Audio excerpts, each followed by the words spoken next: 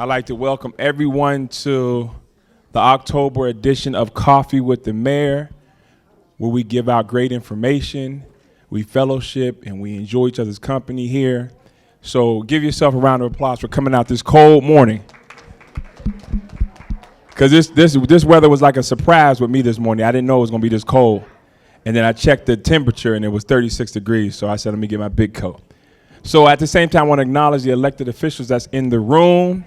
My name, again, is Trustee Edward Steve. We have Trustee Tammy Brown here today. Trustee Tammy Brown, you can wear. Yeah. We have Clerk Mary Kay Dugan. We have two trustees from the library board. I'm not saying that right. Library. I had to catch myself. Library board. Louise Copeland and Miss Trustee Robinson from the library board. So good to see everybody this morning. We got some wealth of information. If you got any questions, please, this is the forum to get your questions answered and your concern answered sometimes. So at this end, we have our mayor, Mayor Raleigh H. Rogers. Please give him a round of applause. Oh, almost forgot. We have Commissioner Lester Long from the Park District. Where's he at? Oh, there you go, back there. And we got our police chief and a superintendent from Public Works here. So if you got any Public Works issues, you got something going on your street, make sure you talk to him today. All right. So here we go, Mayor Rogers. I thought you was going to talk longer. Ed, you forgot to welcome. We have Judge Denmark here, Sandra. Okay. Any other judges in the house? We have Alderman Tillman from Calumet City. Sorry, brother. Okay. Tammy, you want to start? Give me a few minutes. I'm looking up something. I want a few minutes. Okay. Well, I'll say a little something, but I'm Come trying on. to get the date. Okay. Good morning. Good morning. If you are able, please do not forget, 11 to 1, we're having join us for a housing workshop discussing crime-free housing, the housing market, CETA, foreclosure prevention, home ownership, and Cook County-led abatement program. So those things we'll be discussing today at Village Hall at 11. So if you are able to attend, please come out and join us over there. We will have refreshments and a light lunch for you, okay? I'm also looking up the last day to file for tax appeal in Thornton Township. So that's what I was looking for, and I do have the forms here. So I'm just trying to find what is the last date for it, and I do have forms available here. Thank you. You know what I want to do is give everybody an update on Melanie Fitness. I don't know how many people here are Melanie Fitness members, but we just got the pool inspected by the state. We're Miss Georgia.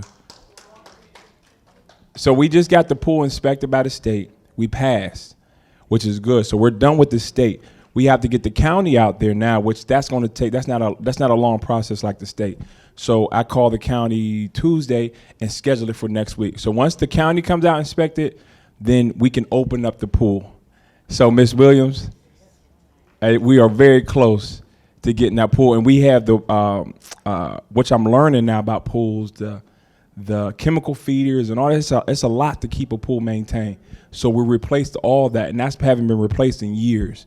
So all that stuff is brand new. So we are close for Melanie Fitness, and who doesn't have a membership here at Melanie Fitness, by a show of hands, so I can come over and tell you how much the price is and berate you why you don't have a membership. So please come out and get a membership. It's just $20 a month. Okay? Thank you. Where's it? Okay. Some of you may know that Judge Denmark was here about 2 months ago, 3 months ago, and she talked about what she does on the bench. And you're in the Daily Center, right? Yes. Okay. So why don't you just touch on some things that you do every day at the Daily Center? Okay. My name is Judge Sandra Denmark. I'm currently assigned to the Evictions Division in the Daily Center. Many of you may own property and you may be landlords, and others of you may be tenants or have family members that are tenants. And it is incredibly important that everybody that comes into a courtroom is treated fairly. Regardless, whether you are the landlord or the tenant, fairness is completely vital.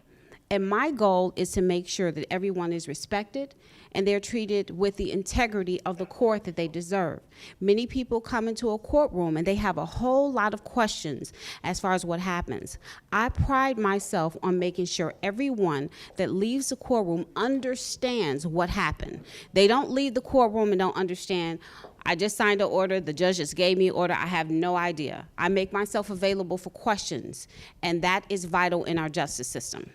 I have been a judge assigned, I was appointed in December of 2018, and I was appointed to serve each and every one of you. So I was appointed to serve the south suburbs of Cook County and the south side of Chicago. And I take pride in making sure that I represent you fairly, each and every single one of you. So if you have questions, I'll be around for a bit to answer any questions that you may have about the eviction process. And again, my name is Judge Sandra Denmark. Thank you so much, Mayor Riley. Judge, if anyone has any questions that you'd like to ask the judge, I'd like for you to do so now, because some of you may have the same questions, but everybody will be able to hear the answer. That's fair. So any questions in regards to evictions and tenant-landlord situations? None? Oh, yeah, here we go. All right, Brittany.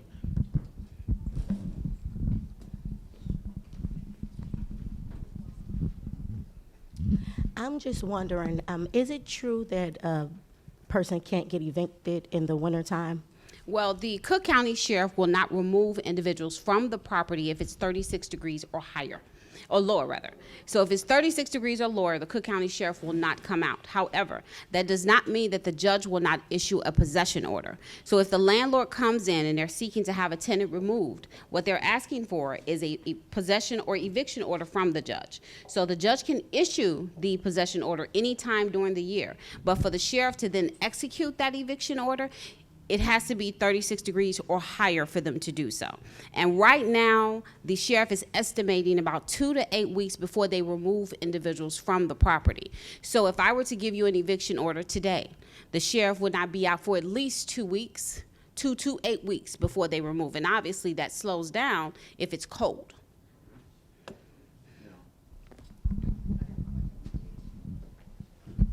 Now, this morning it was 36 degrees.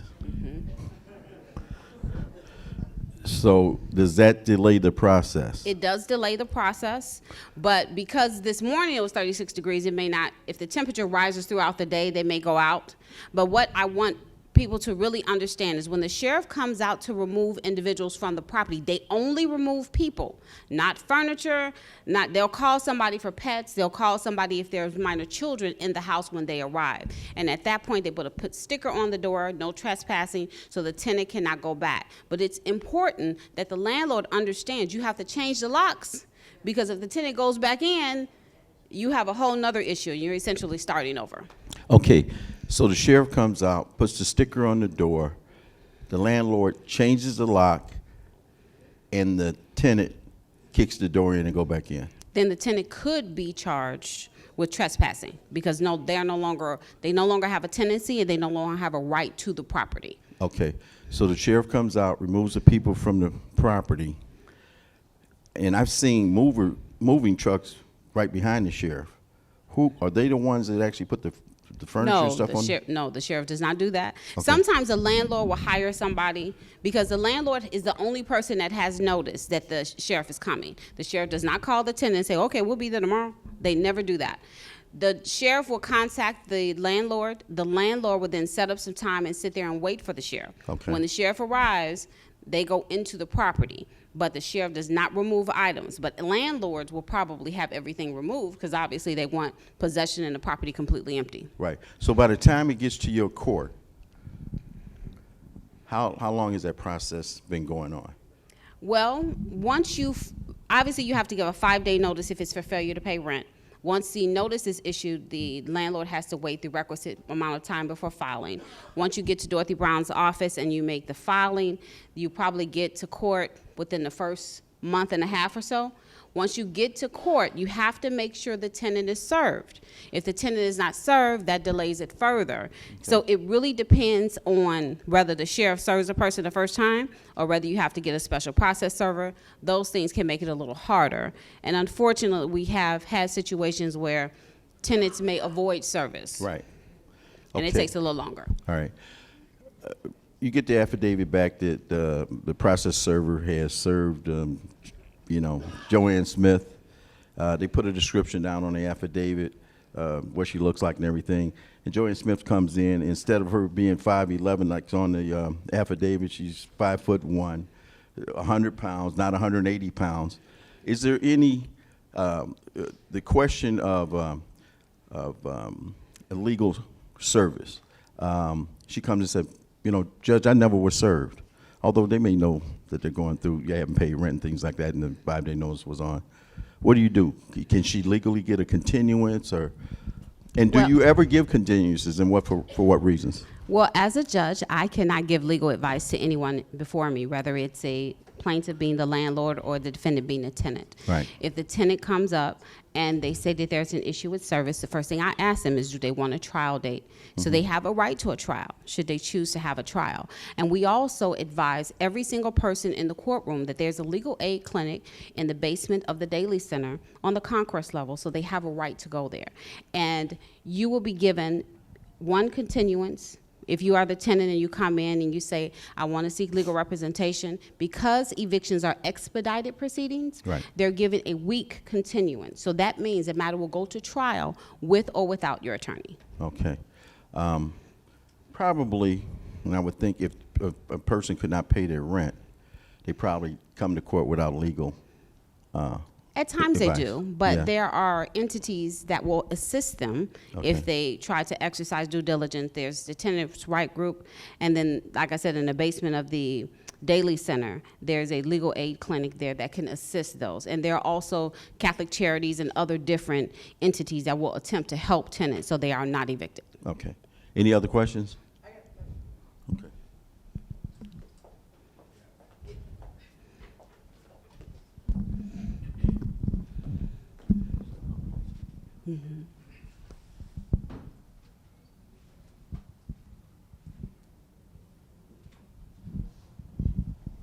If a tenant has issues with the property she's renting, say there are some repairs need to be done and they are major repairs, can she withhold her rent? If There is a legal way to do so. So I tell individuals when they come into court, if there's an issue with the property, I do not deal with that in eviction court. That's dealt with in housing court. But the tenant has to exercise the complete rights. They have to go about it correctly for them to withhold any rent. So they would need to seek legal representation to do that. Okay, any other questions? We have another question back there. Hold on a minute.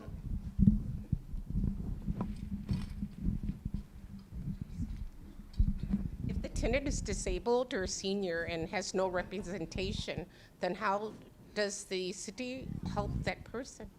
I'm sorry? If I the didn't hear- tenant is disabled or senior and they have no representation or does not know how to get to that, how do they get help to keep from being put out on the street?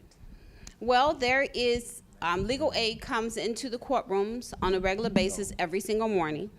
And I advise everyone that comes in that they have the right to go down to speak to legal aid. So if legal aid is not in the courtroom, I advise them to go down to speak to legal aid if they're confused. Because a lot of times people come in and they have questions about the whole process and they don't understand how things are done. So because of that, I always want to give them the option to speak with legal aid. Now, should they choose not to, I cannot force them to do so, but most of them do exercise that right, and then somebody can explain what their rights are at that time. But sometimes you have individuals that are not knowledgeable, even though you are suggesting to them to do so. Oh, I'm sorry.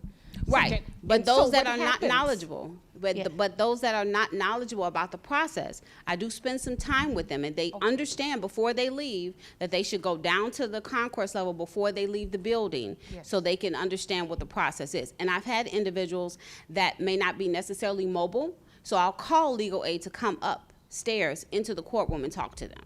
So they have the right to speak to someone, and I always give them the opportunity to do so. Okay, thank you. Mm-hmm. Any more questions? I have one question. If you live on a block and you notice somebody that you think may be a squatter, what's the procedure to just knock on the door and say you're not supposed to live here, or look it up, or call No, the it doesn't police? quite work like that. What's the best way to handle that? Well, with that particular situation, the owner of the property, somebody owns the property. It may be the bank. It may be in the process of being foreclosed upon, but once there's an actual owner of the property, that individual has to actually start the eviction process. You could not just knock on the door and tell the squatter to leave. It doesn't- You can't call the police on the squatter? You can call the police department, but some police departments won't get involved because they consider it a civil matter. Now, is this true? I heard that if the squatter moves in and you catch them within 72 hours, the police can remove them. It depends on the police department. Okay. I've had some that will do it. Yeah. I've had others that say it's a civil matter and they're not going to touch it. So by the time it gets to me, it's well past Yeah. any of that. Now, if the squatter breaks into an abandoned house, set up shop,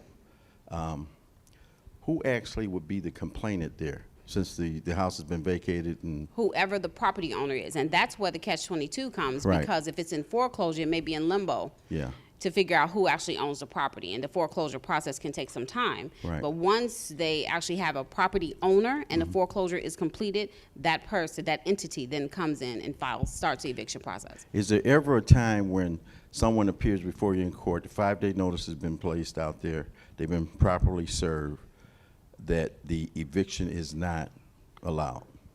Yes. And what are those circumstances? Well, there are, if the 5-day, for example, say the 5-day notice is issued on the 1st and the landlord files it on the 3rd. Yeah. It's premature Okay. because it hasn't, so the case would be dismissed. Okay. You have to actually have to give the tenant 5 full days or 10 full days or whichever the requisite time period is. But if the landlord thinks that they can rush the process because they want them to leave, then their case would be dismissed.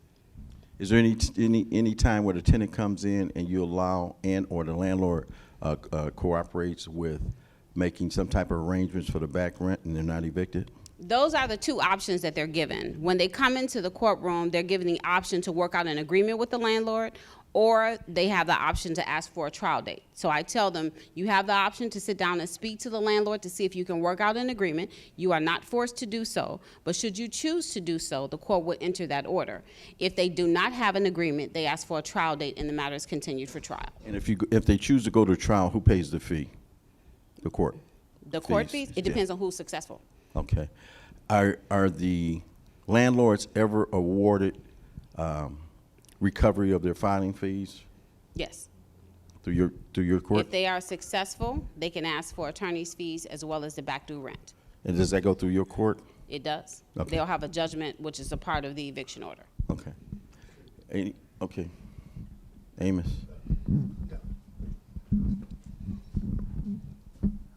I just wanted to ask you if the sheriff come to serve a 5-day notice, the tenant won't let him in. They go back and hide. They look out the one of the people and see that's the sheriff. So they go, won't let him in. So at that point, what does the landlord? What is his rights after that? If they won't let him in, then nobody can serve the tenant the 5-day notice. What's the rights of the owner? Well, with the 5-day notice, you can't even get to court until the 5-day notice is served. So the problem is you have to have that 5-day notice served somehow to that tenant. So you may want to try certified mail, but the tenant has to be served with the 5-day notice before the matter even comes to court.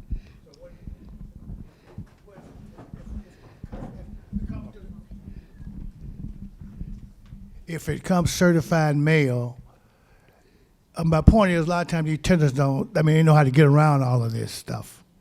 Okay. So in case they do, because I know it happens, what would be the right of the owner at that point? The owner has to get creative, but the tenant has to be served. And let's keep in mind, the sheriff is not going to serve your 5-day notice. The only thing the sheriff is going to serve is a complaint. So with the 5-day notice is what you have as the landlord, that you tried to serve the tenant before it comes to court. So you would have to get rather creative to make sure that tenant is served. I've had individuals take pictures when they actually serve the person. You have to make sure they're served before you get to court. You can't just say, okay, this person needs to leave, I'm gonna leave this note on the door and go on about my business. You have to make sure that they are actually served. Okay, the eviction is approved. Sheriffs come to your house. They ring the doorbell to evict you. You don't come to the door. Can they forcibly entry? The property owner is normally there. If the property owner is there, the property owner can let the sheriff into the property. That's only if he's got a key. They can force their way into the property at That's that time. what I want to know. Yes. They can force entry. Okay. Last question, Brittany.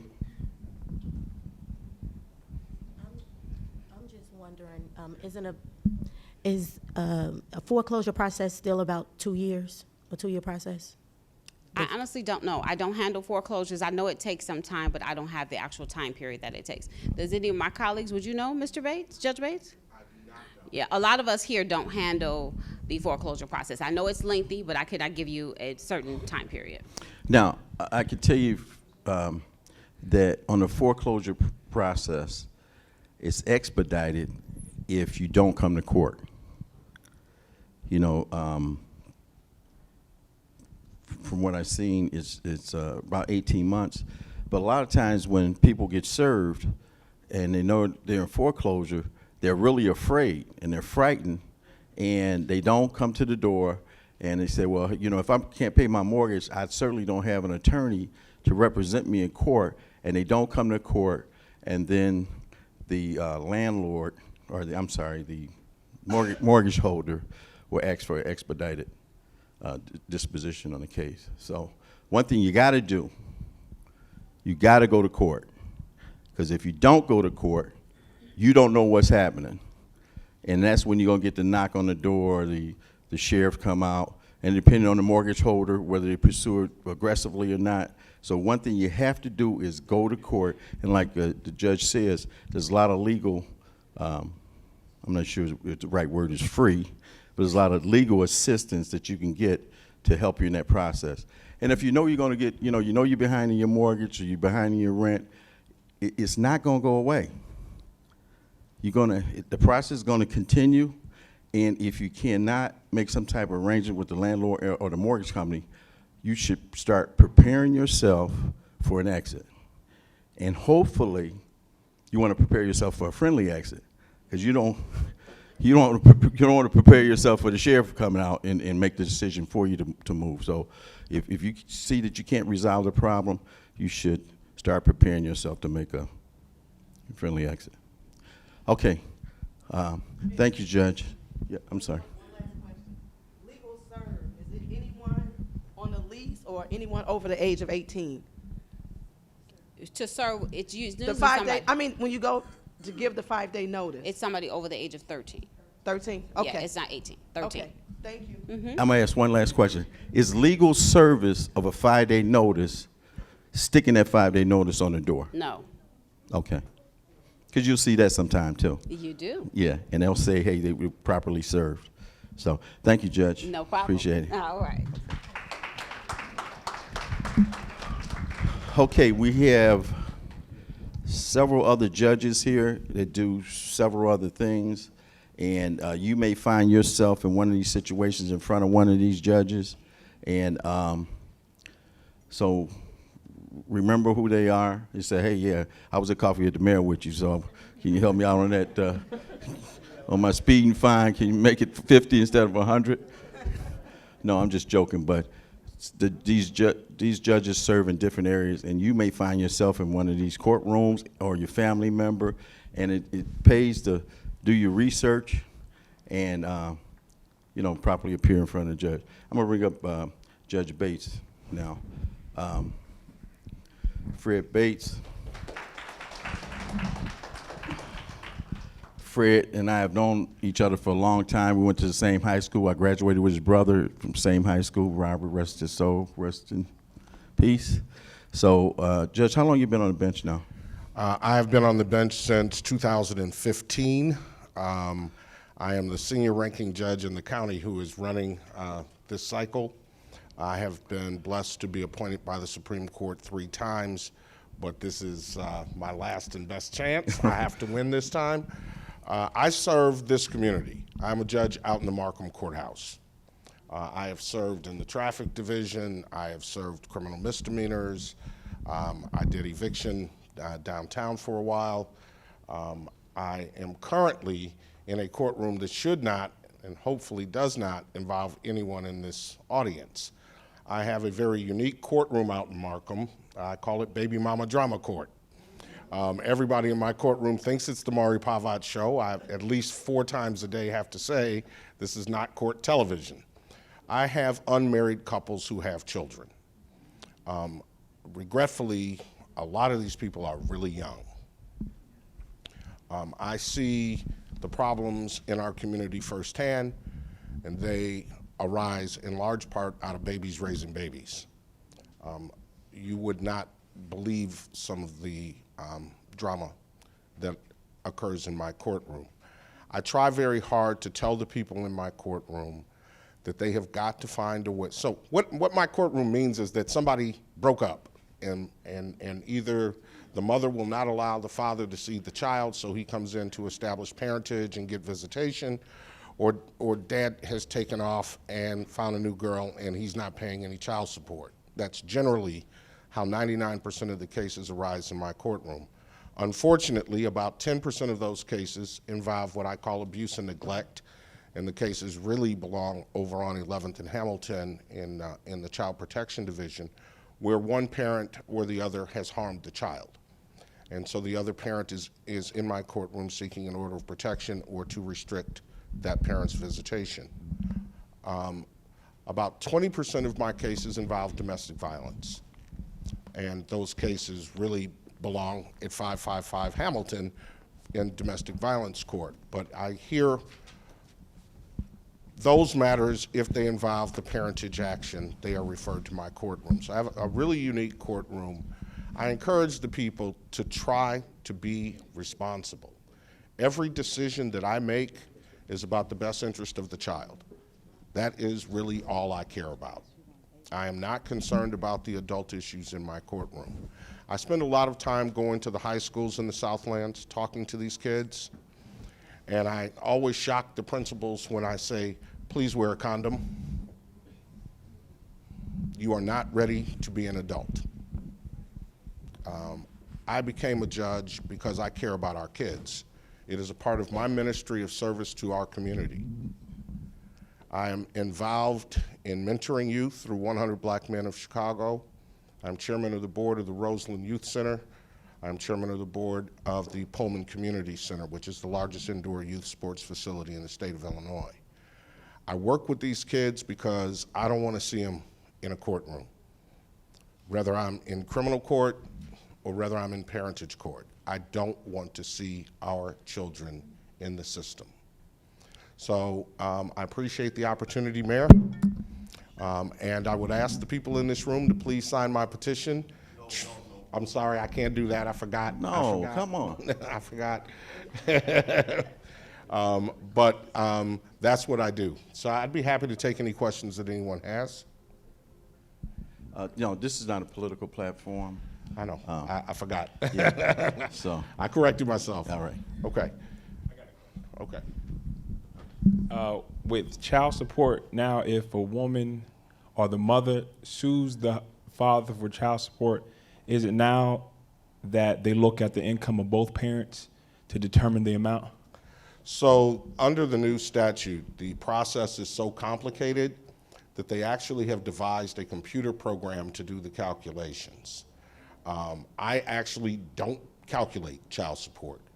It would take way too much time. I have a hearing officer that I send the people up to, and on the 2 days in my courtroom where the assistant state's attorneys are present, they have the computer program actually on their tablets and they calculate it there. Both parties' incomes are compared.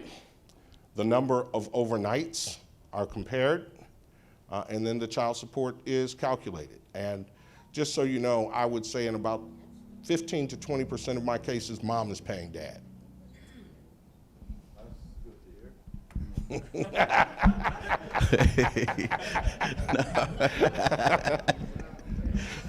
Everybody gets a chance to contribute, huh? Well, as I indicated, a lot of my cases involve abuse and neglect. So dad has come in, dad gets custody of the child because there's an indicated finding by DCFS against mom, and dad's got the same expenses that mom would have if she had the child. And as I told you, I'm only concerned about the best interest of the child. Okay. Is there a chance, once that child support has been established and the amount has been established, that the person that's paying the child support can get a reduction due to different circumstances? So the one thing, I thought when I left criminal court I was done locking people up, but unfortunately, people get locked up in my courtroom for violating court orders. The most frequent order is not letting the other parent have their parenting time, and failure to pay child support. And in my opening statement every morning, I say, if your circumstances have changed, you've lost your job, your hours have been cut, what have you, you've gone back to school, something that is not a deliberate act to avoid paying child support, then you need to file a motion to reduce your support. I routinely grant those motions if in fact there has been a change of circumstance. You have to prove it. So if you quit your job voluntarily to avoid paying child support, your income will continue to be imputed to you and your child support will not be reduced. Believe it or not, I have people in my courtroom who do that. As soon as they get a child support order, they go quit their job. Well, I'm not going to change your child support because you did that. But if you get fired from your job because of a layoff, then of course I'm going to reduce the child support. So you actually reduce you're actually in the position where you can reduce the child support? Absolutely. If there's a change in circumstances, I change the support. It happens every day. Any All other right, questions? any questions? Yes, ma'am. Okay.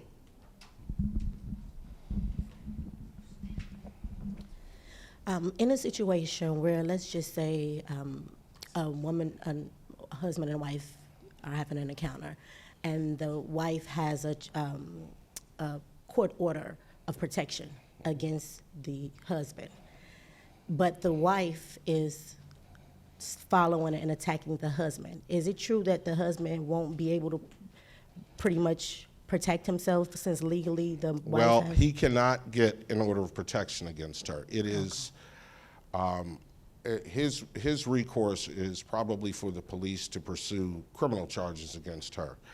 It is prohibited under the Illinois Domestic Violence Act. We cannot have what are called cross orders of protection.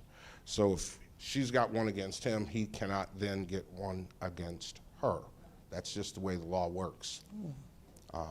I have a case right now that is in my courtroom where dad came in on Thursday. He had the Glenwood police report. He had pictures. I didn't need the pictures. He had a black eye. I issued an emergency order of protection and set the matter for hearing on October 29th. Mom came in yesterday. She had a broken arm.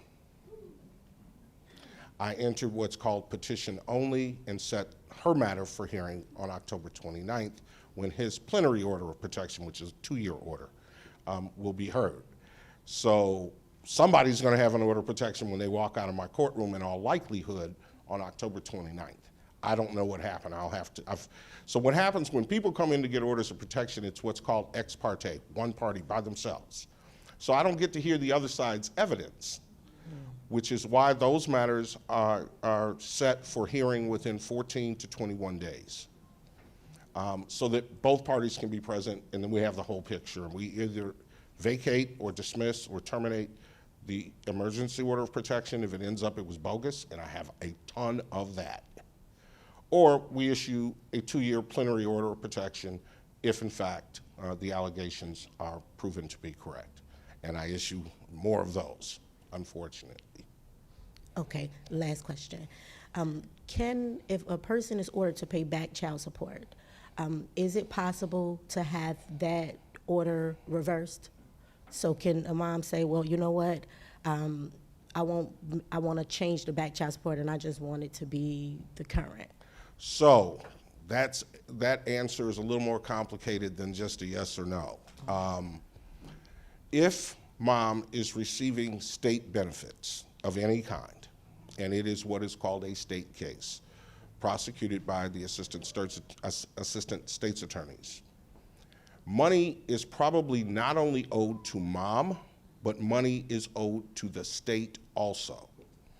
And if you have a young man or young lady in your family who is paying child support, tell them the state of Illinois' interest rate is gangster. Their interest, I had a case yesterday. Dad owes $8,000 in child support and $32,000 in interest. I said that right. He owes $8,000 in child support and $32,000 in interest. So the state portion cannot be waived by mom. Mom can waive whatever she wants that's owed to her. She cannot waive what is owed to the state. Okay, and I know you said that you all lock people up for child support. Is it like a certain amount? How does that work? Is it like at 20,000, 30,000? No, that's at the complete discretion of the judge. I don't like to do it, but I really don't like locking people up.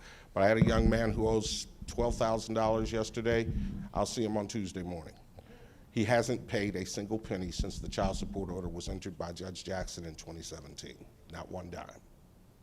Now, say I come into court, I'm delinquent on the child support, any amount, and I bring a check into court and say, Judge, I got a check for my child's mother. At that point, do you allow any I don't want to use the word grace period, but you allow any allowance to try to make further arrangements to keep him from getting locked up? What we would usually do is roll his arrearage into a judgment and redo his child support order so that if, for example, he was paying $150 a month and now he owes $2,000, we would, if he tenders a check to her for $500, we'd roll the other $1,500 into a judgment, change his child support order from $150 to $175 a month so he could pay off the delinquency. Okay.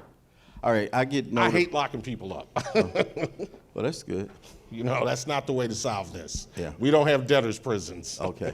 All right. I come into court. Of course, a lot of times they kiss and make up. That's problematic. Okay. So the order and I has warn the people about that too. You have a court order.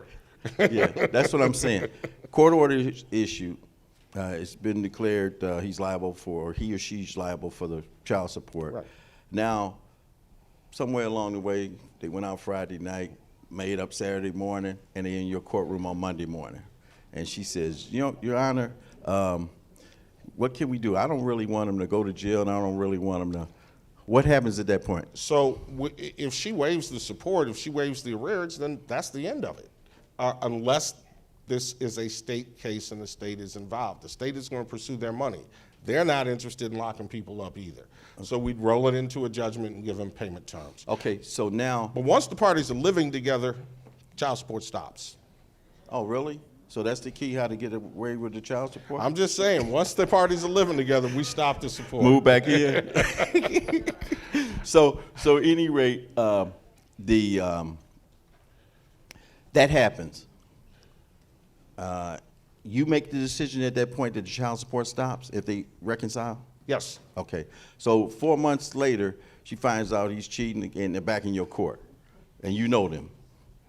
And that's what I warn them of. Every time I'm going to say woman in this example. Okay. Every time a woman comes in and says, Judge, I want to take him off child support, I say to her, first of all, put her under oath. Ma'am, has anyone threatened or intimidated you into making this decision? That's the first thing I want to find out.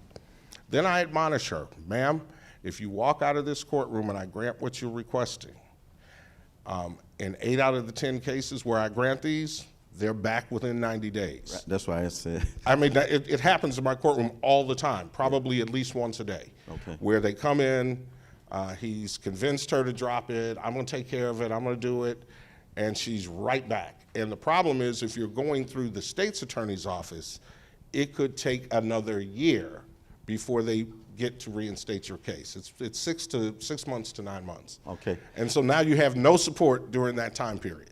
Is there any situations that any of these cases that come out of your courtroom or come into your courtroom go to trial? Oh, I have trials.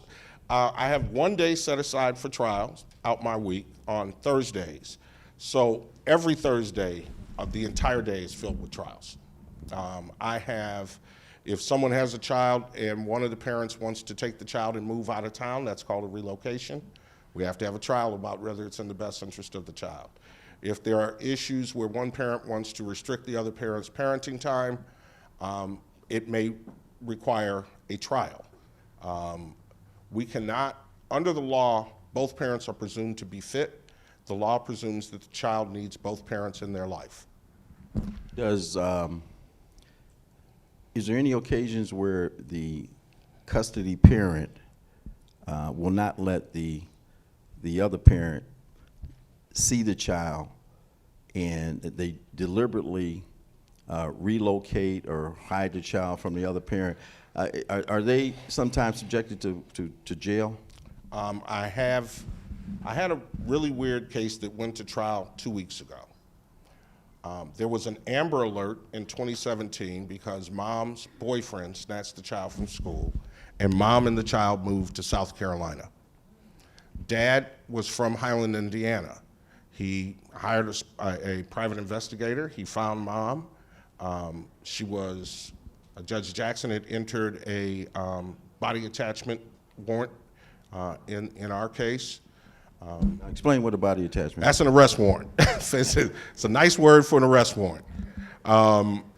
The warrant was executed down in South Carolina. Now, they don't extradite, but I asked the judge there, I called the judge there and said, keep her in custody until Dad can get there and get the child. I've given him an order. They wouldn't accept the order that had been done by the previous judge because they said it was too old, so I just redrafted the same order. He went down and got the child. Now, much to my surprise, mom comes in on a motion to regain custody of her child. And we ended up, and she filed a relocation petition to move to South Carolina with the child. What Judge Jackson did not know, and what I did not know, was that he had been beating the hell out of her, excuse my vernacular. But the cases were all in Indiana.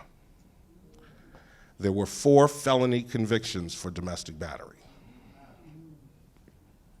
And so, following hearing, I granted her request to remove the child to South Carolina. So that case took a turn that I did not see coming. I thought, mom was a bad actor. And I have another case that's very similar that's about to go to trial where a woman went to North Dakota with the child. Unfortunately, victims of domestic battery don't trust the court system, and they'll grab their kid and flee. But I do want to say this. The Illinois Domestic Violence Act says, right in its opening paragraph, that domestic violence has a negative impact on children. The children who witness domestic violence are 50% more likely to be victims of domestic violence. They are more likely to use violence as a means of conflict resolution when they become adults in their relationships. The Violence Against Women's Act, which is a federal statute, says precisely the same thing in its congressional findings section. So this domestic violence issue in my courtroom does impact custody, and I will switch custody in a heartbeat if I see it. Now, because it's in the best interest of the child. right. Domestic violence courts on Harrison downtown. Do you ever transfer any cases to They transfer cases to me every day. Oh. I do not transfer cases to them. Okay. So if there's a criminal domestic violence charge involving the Southlands, that is heard in room 104 in the Markham Courthouse. Those are the criminal charges for domestic violence. Okay. They are not heard at 555 Harrison. Okay. All right. Tommy Brewer, the presiding judge, hears those, and Tiana Ellis Blakely. Okay. Okay. We're going to speed this up. We'll get this one last question.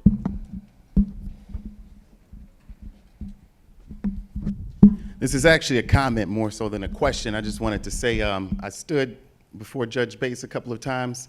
He runs a tight courtroom, very accurate judge, no games played. I didn't stand before him as a person with baby mama drama. I was representing somebody with baby mama drama. Make that clear. I just wanted to say that, so thank you. Thank you so much. I do my best to be fair. Exactly, and it's not baby mama drama court. What is the actual? It's called parentage. Okay. And it is a unique courtroom in the county. I said my courtroom was unique. I am the only domestic relations courtroom in the county that is not a part of the domestic relations division. Okay. So I am very much on an island by myself. I don't know why they have chosen to put the Markham Courthouse in that position, but I do my best to dispense the justice as fairly as I can. Okay. Judge Thank you. Bates. Thank you. Okay. Sherry. Judge, I should say, Judge Henry. I met Judge Henry way before she was a judge. She ran for judge and wasn't successful. She worked in the public defender's office, and I kind of took a liking to Judge Henry now, because she's been appointed in August, because she worked so hard and didn't come out successful in that race. And she was appointed in August by our chief judge for the Illinois Supreme Court, right. Justice P. Scott Neville. Yeah. So she sits downtown at the Daily Center in traffic court. So if anybody have any speeding tickets here today, maybe we can adjudicate them. We can do community service. No, but in all seriousness, I invited Judge Henry here today just to say a few words. Good morning, everyone. I want to apologize for being late, but I was at a breast cancer walk. I am a survivor, so that anytime I can, I support. Was that the one in Linwood? In South Holland. In South Holland, okay. I was appointed by the Illinois Supreme Court after Justice P. Scott Neville nominated me. Prior to that, I was a public defender in the Markham courtroom, where I served for 15 years. One of the things I did as a public defender was the specialty court. My passion is for people who are veterans, like myself, people who have drug addictions, and people who have mental illness, because life happens. So that program, in addition to my full caseload doing felonies, I sat in that program, and that program was to teach people restorative skills, life skills, and that things happen. It's not when you fall down, it's how you get up. So that program was for 2 years. We were giving them skills, we were giving them treatment. When we got them to complete our program, we dismissed that case. So they didn't have a felony conviction, and a lot of our clients had also had jobs by then. I also did a number of expungement programs around the Southland. I am a Southland girl. I love the Southland. What I will tell you is that the Southland is very underrepresented anywhere in the county. When you say Southland, they say where? And I say Southland. And I'm very proud to be part of the Southland. So after all of my service and my commitment to the public, Justice P. Scott Neville nominated me. I was the last judge sworn in August 2nd, 2019 in Cook County. I sit in the Daily Center. I sit in traffic. So I do minor traffic, I do misdemeanors, I do DUIs, I do failure to driving while license is revoked or suspended. What I've discovered is just, it's a lot of us there. It's a lot of us that owe a lot of money. So what I try and do is I try and convert a lot of that money to community service. I try and get our young kids involved in giving back. Because once you start giving back, it becomes part of you. So I do that. So does anybody have any questions about traffic court that I can answer? I do. Okay. When are traffic warrants issued by the court? Okay, so this is how it goes. If you pick up a ticket and you're not arrested and you don't come to court, we do a failure to appear. So I put FTA on the order. And then the clerk sends you a notification to come to court. If you miss that second court date, I put FTA ×2. We then send that to the Secretary of State. They then suspend your license. Go over that again. All right, so you get a ticket and they give you a court date. And you, for some reason, you forget about the court date. It's a failure to appear. Now, this is if you've just gotten a ticket, you have not gotten arrested, and you are not posting money or getting an I-bond, okay? So if you miss that court date, the clerk sends you a little card saying, hey, you missed your court date, we'd like to see you. Not kind of in those words, but close. So they give you a court date to come in. If you don't come in on that date, that's twice that you've failed to appear, we put FTA on the order. That information gets sent to the Secretary of State, and then they suspend your license. They give you a notification, and people come back to court, and depending on what you say, we will vacate that, and then we will handle your ticket. If you posted money and you don't appear, or you got an I-bond, that's a bond forfeiture. We don't issue a warrant the first time. If you don't come in after we send you another little letter saying, hey, what's up? Then we issue a warrant, and then the warrant goes out for your arrest.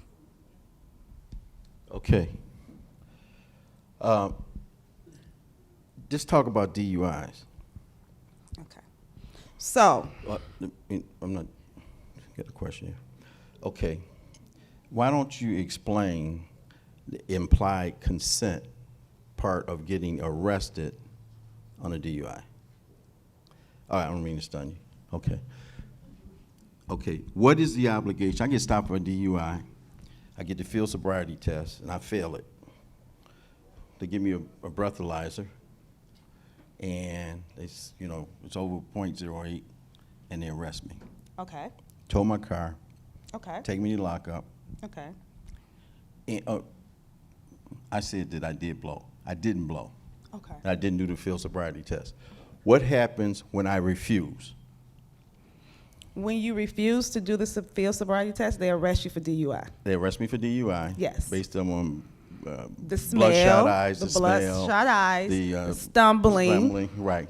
the lack of slur of speech. the lack of concentration when they're talking to you. Right. And then they said, we want you to blow. I'm not blowing. What happens at that point? To the driver's license.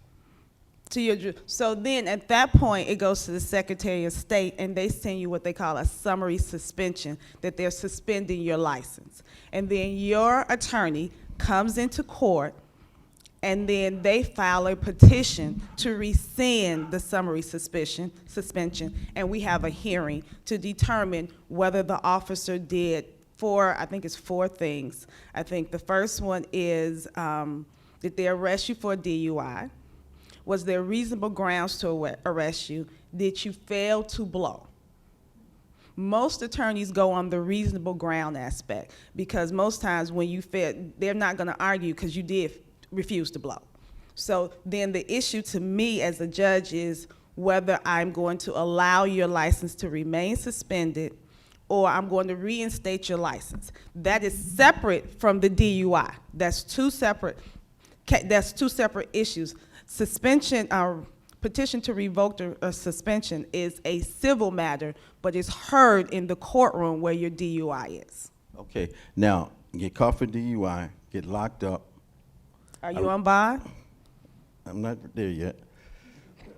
Get locked up.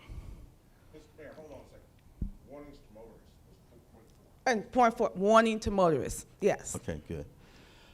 Thank you for that. Thank you, Judge Bates. Yeah. I'm still new. I've been on the bench. It's been a while for me, but I remember it. Yeah. Okay, get stopped for DUI, I get arrested, I refuse to blow, I go into court, Secretary of State is notified, it's automatic suspension for the refusal, Correct.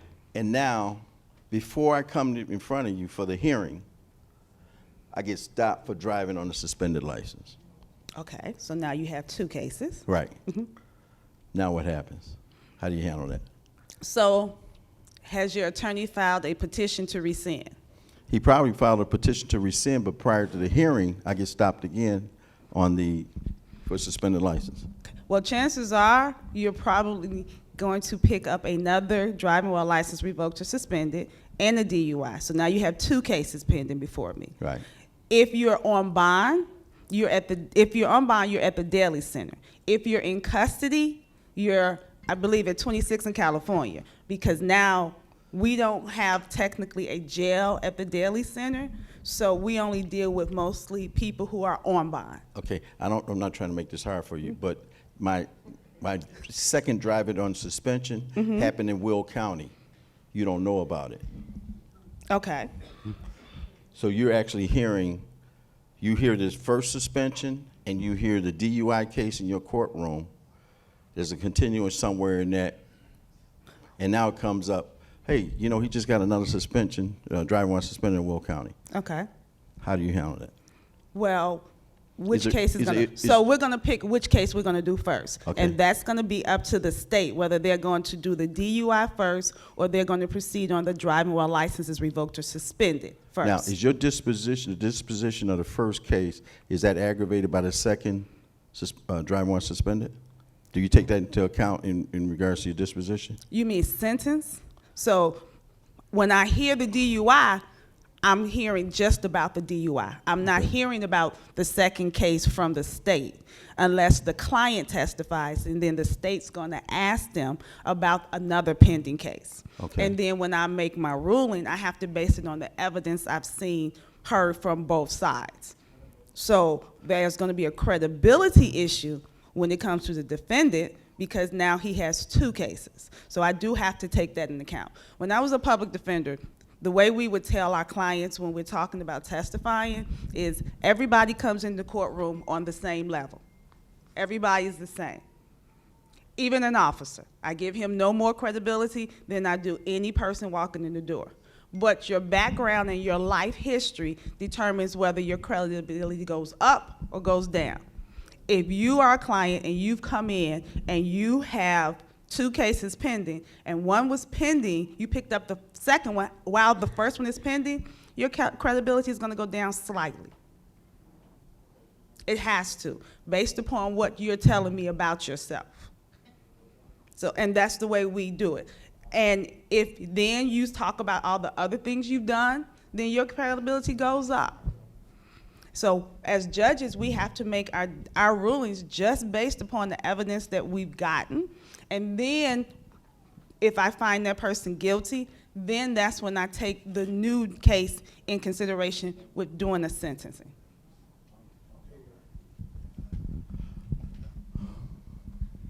I would just like to ask you, based on your professional expertise, if someone is stopped and they've been drinking, what would you suggest, that they take the breathalyzer or just say no?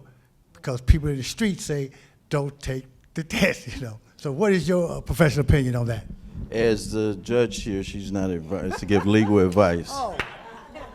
So, I'm sorry. So we, I wish I could tell you that, but Yeah. no. I could just say do what's best for you. right, yeah, so. Any other questions? Don't drink and drive. Okay, we got another question, John? Okay. Hold on. And again, I don't know, this may partially be legal advice, so I may have to stop. Okay, a cell phone ticket, and I know as of July 1st, it's now considered a moving violation. I didn't hear the first part. As of July, it's a cell phone ticket? Yes. Okay, so as of July 1st, it's considered a moving violation. Now, I won't go into the specifics because I had just bought the vehicle and I was trying to figure out how to work the Bluetooth. Okay, so anyway, after listening to so many voices telling me, take one of the 3 options on the ticket or, or fight it, whatever, I decided that I will go to court. But now I'm thinking maybe I should have just paid maybe I should just pay the $200 and something and do the school. So do you know when you go to court, do you still have that option? So generally when people step up in our courtroom, and Judge Walton is also in traffic court, and they have using the electronic device while driving the vehicle, and just having it in your hand now, they can give you a ticket. Just having it, even if you're not using it, even if you're picking it up to charge it, they can give you a ticket for that. So generally the state will or the city will make an offer. I believe it's a $100 fine. 4 months supervision. Supervision is not a conviction. It just means for 4 months you can't pick up any moving violations, and then it does not get reported to your insurance company. And there are mandatory fees, don't look shocked, of $254. So that's a total of $354. All right. What a lot of us judges try and do is we can convert that to community service. So I can tell you, okay, if you do 8 hours, I can knock it down to $254. If you do 63.5 hours of community service, I can take the whole fine and make it just community service. But you would be surprised that a lot of people will just pay it. And it can be at a church, it can be at a school. I tell people all the time, it can be at your child's school that you can go and do some community service and come back with that letter, and they won't do it. And it could also be in Dolton. It could, but they won't. People will pay the fine, and that's the most we can do. And it is a lot of money, and a lot of judges are aware of that. So I've given people up to 6 months to come up with the community service. Okay, can I add to that this traffic stop? My purse was open, and I had and the officer, of course, you would think you were in North Korea sometimes when you're stopped. But anyway, he asks about a empty pill bottle that's that's at the top of my purse, and so I hand it over to him, and what's in it? So I give it to him, and he says, open it up. So what are these? I said, 2 ibuprofen, a half of a beta blocker, and then half of an aspirin. Are you sure? I said, we're in front of Walgreens. We could go check. So he takes everything, comes back about 20 minutes later, and says that, I said, well, he gives me the ticket, and I thank him, and he thinks I'm being sarcastic. But anyway, I'm just so overwhelmed by this, so that's why I'm just expressing it. So he says that he will throw the bottle away and that it should be labeled. But to me, I just feel it's sort of harassment, and it didn't happen here in Dolton. Well, I will say, going back to my public defender days, if you have pills, they should be labeled, and they should have the prescription on them. Most people don't, because we don't think about it. But once he stopped you for the phone violation, and that's probable cause to stop you. Then when he saw the pill bottle open, that's more probable cause for him to detain you to investigate. So he didn't do anything wrong per se. He was just doing what the law allows him to do. Yeah, and I said, do I look like a drug addict? And he says, they come in all ages. And I said, oh.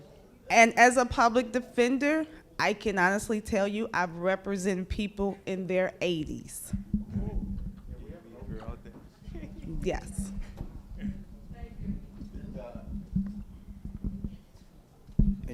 And Judge, you mentioned the fact it should be labeled and with the prescription on it.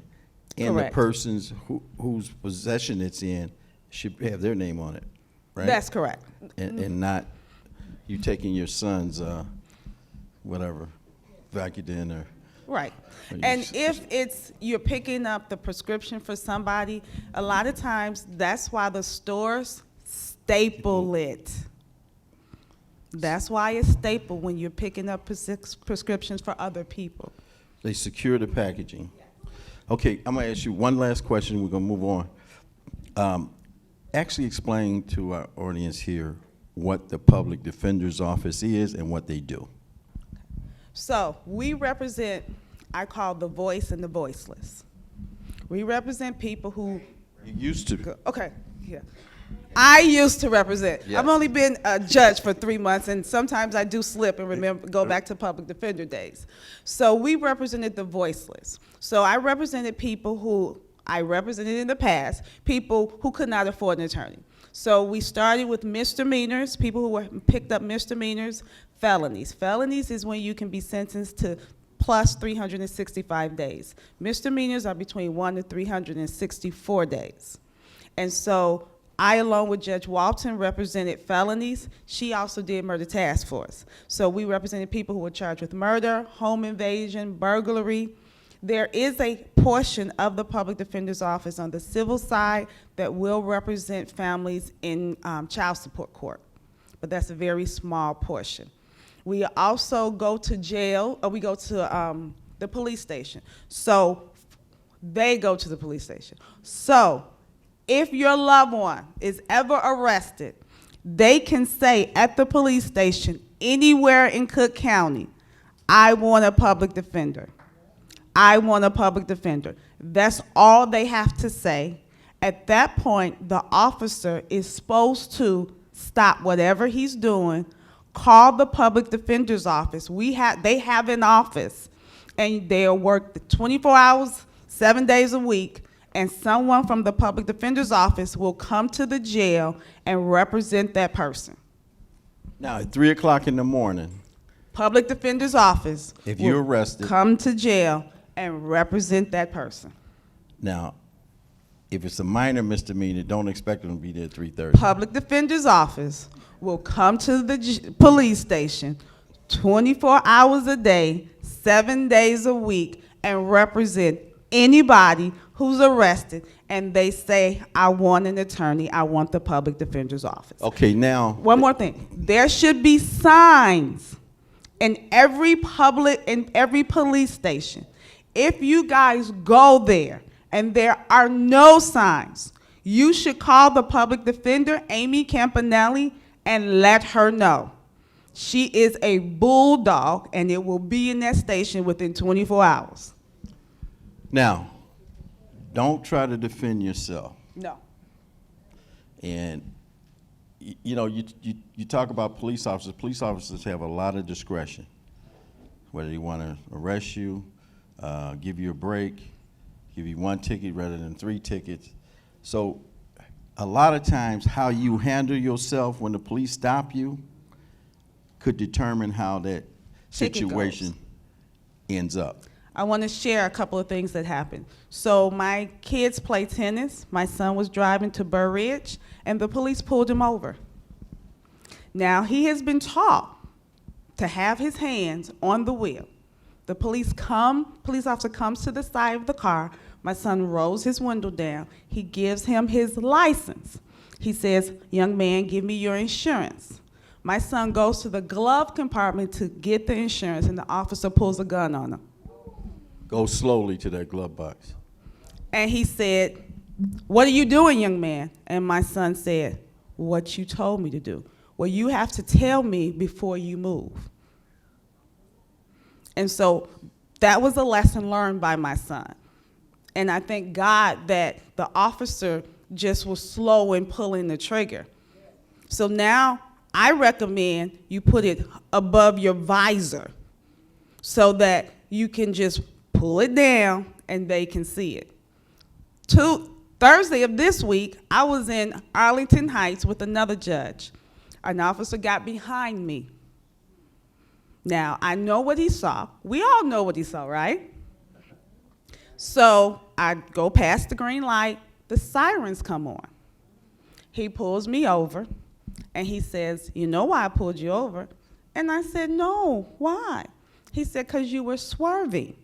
I said, oh, okay. He takes my license, he runs it, but first he wanted to know where I was going.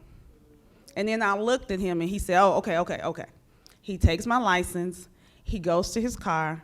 When he comes back, he gives me my license, and he hauls ass. Why do you think he hauled ass? There you go. He had another call. Yeah, no. The call that I don't want this person to know my license plate number. Because at that point, I was not doing anything wrong. I was driving according to the speed, but what he saw is 2 African Americans in Arlington Heights. But what we teach our kids, we need to stay alive. And you let your attorney handle it afterwards. Don't you try and handle that police officer, because at that point, he has more power than you. Your power comes through your attorney. I, as a former police officer, and I tell my children, my nieces, nephews, you cannot solve the situation on the street. Sometimes police officers pull you over, and they're human too, and they go through divorces, and they got problems at home, and financial problems, and problems on the job, and different things like that. That may determine, and not just this profession, that may determine how they conduct themselves when they go to work and they make a traffic stop. So when I came out the academy, I was riding with my field training officer, and I remember this vividly. He said, "Don't get out here and fight with anybody on the street. The object of the game is you going home at night safely. You don't need to fight anybody on the street." He said, he took a pen out of his pocket. He said, "You can destroy a person's life with this pen." I've always remembered that. So a lot of times how you conduct yourself on a traffic stop determines how the stop goes at the end, because you're not going to win on the street. If that officer's got in his mind he's going to give you a ticket, you can tell him Jesus is sitting next to you, he's still going to give you that ticket. Hopefully it'll get to court, and you should all go to court. There's due process. You're entitled to go to court. You all go to court, and hopefully you got somebody on the bench that has heard 1,000 cases, heard basically every situation, and they're reasonable enough to hear your side of the story and make a fair judgment. I want to share one. And that's not all, it doesn't all happen that way, but you're not gonna win on the street. I'm gonna tell you, because you're gonna get arrested, you're gonna get a ticket, you're gonna get your car towed, and you're gonna have to pay bond, and I'm not gonna say that. I'm not gonna say that. But at any rate, exercise your due process. A lot of times you issue the ticket, whatever it's for. Traffic signal, tail light out, officer comes back to the car. He said, "Okay, Miss Henry, right here at the bottom of this ticket, this is your court date." No, I'm sorry. The court date is written at the bottom of the ticket, but he comes back and he said, "Okay, Miss Henry, here's where you can pay the fine." So some people think that they don't have a right to appear in court. Now, a lot of the police departments have gone to where you have to notify them or notify the county that you want to make an appearance in court, because that eliminates the police officer coming to court and nobody shows up and he gets 5 hours overtime. So you got to read that ticket carefully. Your court date, it may have a date down there for a court, but necessarily that is not your court date. You have to notify them within 7 days, and don't forget that period. It's usually 7 days that you want that court date, because some of those tickets are automatically converted to a fine. Also, the red light ticket. Red light ticket. A favorite subject of everybody, especially if you got caught 3 or 4 times. That right turn on red. First of all, you have to realize the definition of stop. Some people think stop is tapping the brakes, looking, and turning. That's not stopping. The definition of stop is all 4 wheels cease movement. A complete stop, not a California stop, roll through a stop. So when I get those, when I get those calls in my office, Mayor, I got 5 red light tickets. I said, well, don't it give you the instructions where to pay them? Because I can't do nothing with those red light tickets. The one I got, I paid. So, and here's the thing. If you know you go this way every day, you know you already got 1 red light ticket, how do you wind up with 8? You think you learn off the first one, but it happens all the time. So I can't tell you, stress enough, stop, cease, move it. All the car completely stopped. I'm sorry, Judge, go ahead. All right, here's another thing I wanted to tell people. You know when you get tickets and sometimes you pay them and don't come to court, those become sometimes convictions, and those get reported to your insurance. That's why a lot of times people come to court and they get the 4-month supervision, because that does not get reported to your insurance. Yeah, So- and if you don't pay that red light ticket, it doubles. So I just wanted people to be aware of that, because I wasn't even aware of that when you just pay it, a lot of times people come back in court and they say, I paid the ticket, but I need to vacate that and I want the supervision, so then it doesn't get reported to your insurance, because that's what your insurance uses to determine whether they're going to. Increase your payment, Yes. your premium. Charlene said don't do this, but Charlene just retired from the state of Illinois with 33 years. She had a retirement party last Sunday from the department. That's what I said, Saturday. But the Human Services, formerly known as Public Aid. Thank you, Mayor, for that. I got a red light ticket, and on the ticket it said, if you do not win this case, you will be responsible for court costs. So therefore, I did not want to take a chance going to court and more than likely not win and have to pay court costs. So how do you avoid that?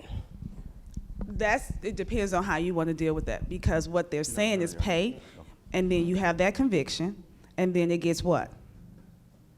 Reported. You come to court, you take an offer, which gives you supervision, you're still paying, right? Yeah.